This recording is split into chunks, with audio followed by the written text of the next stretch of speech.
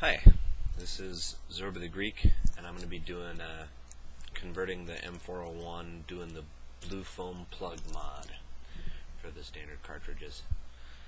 I just opened this cartridge. It's got the polyfill in it, and it's a just awful tobacco flavor, but we're going to empty it and change it.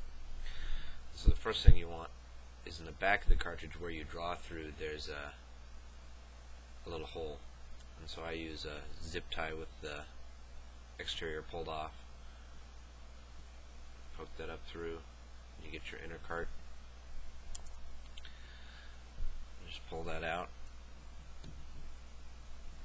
and then you can see the stuff that's in there.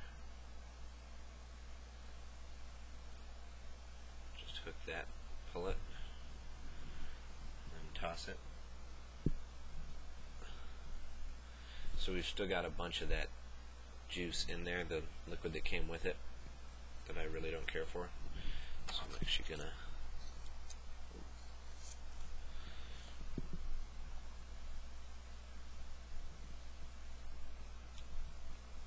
take a paper towel.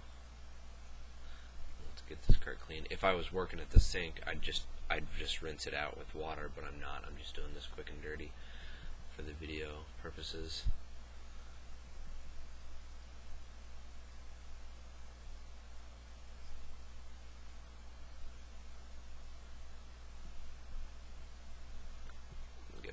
Juice out.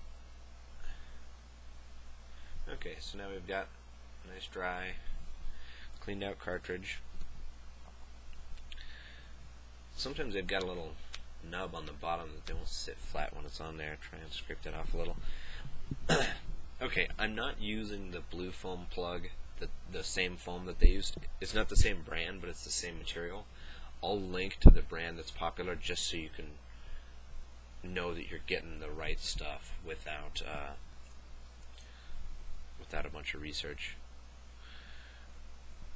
And so what we're going to want to do is we want to cut it a little bigger than the cartridge. And so I'll find a piece that I haven't cut into yet and take a little square off.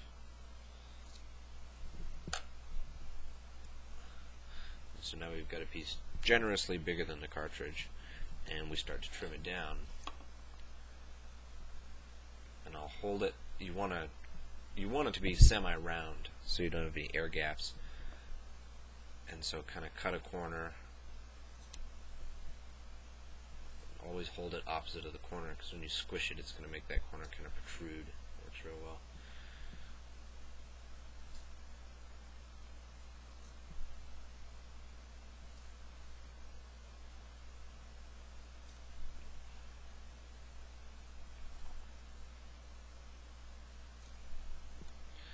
So just keep trimming it until you start getting closer to your cartridge size.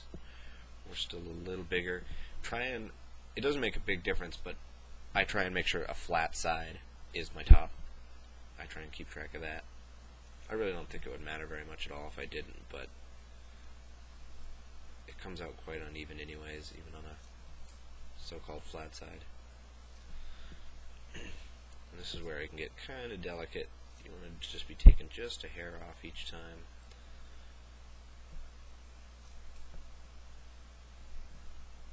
And so we're getting pretty close now.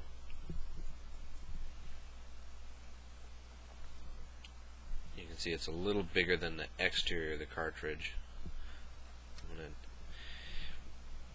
When I first started doing it, I cut them as deep as the cartridge, and now I cut it maybe a little more than half, about half the depth of the cartridge.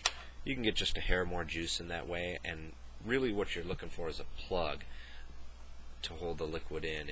I haven't had any problems with liquid pooling and not wicking. Doing just a partial plug, it's worked real well.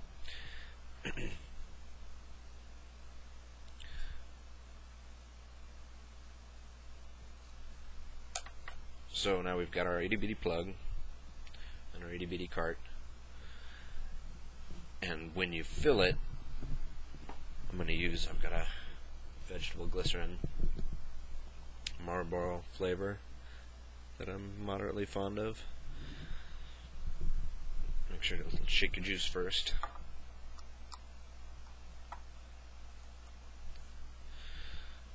And so I go 1, 2, 3, 4, 5, 6, 7, 8. Just 8. I get 9 or 10 sometimes. I don't know if there's an air pocket in there or why it's different sometimes, but. And so then you can't just stuff it into the cartridge. You have to kind of treat it like an earplug. Squish it and kind of roll it up and get it packed down to a small size. And then tuck that tiny end in, and then it should just push right in, no problems.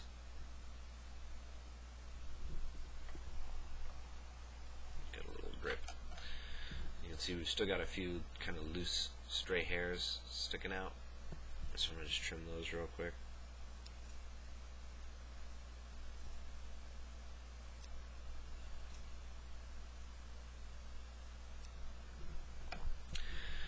And there you go. You got a filled cartridge, and you just drop it down in there and push it home with the back of the wider end of your zip tie or your paper clip or whatever you're using. They all work fine. This is just small and easy to carry and easy to find. When you're cleaning them, the thing I like about this too is the zip tie is it's so small you can get it through the cells of the foam. Get it all the way right through and pull your cartridge free. And then when you rinse it, it's real easy. It just kind of stick it under the water and it spins and get it good and washed out. I get juice all over my fingers, but didn't mean to take it apart.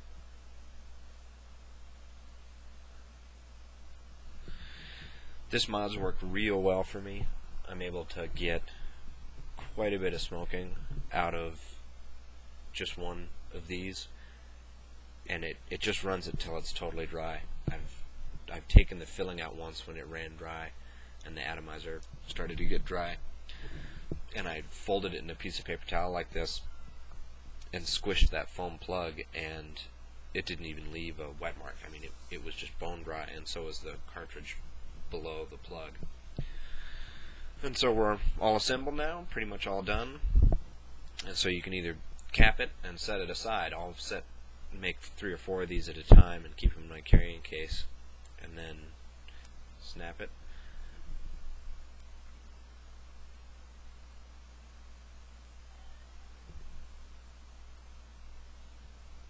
And vape. And I'll get hits just like that until the end of the cartridge, until it's just bone dry. It'll just hit and hit and hit, and you can't tell, and all of a sudden it'll take on just kind of a different flavor. The flavor is not as strong, not really a burnt flavor, just different, and that's when it's really bone dry. Usually I can guess when it's getting pretty close, and I'll fill it a little earlier, switch cartridges real quick, and but you can just smoke it till it's dry, and you'll know right away when it is dry.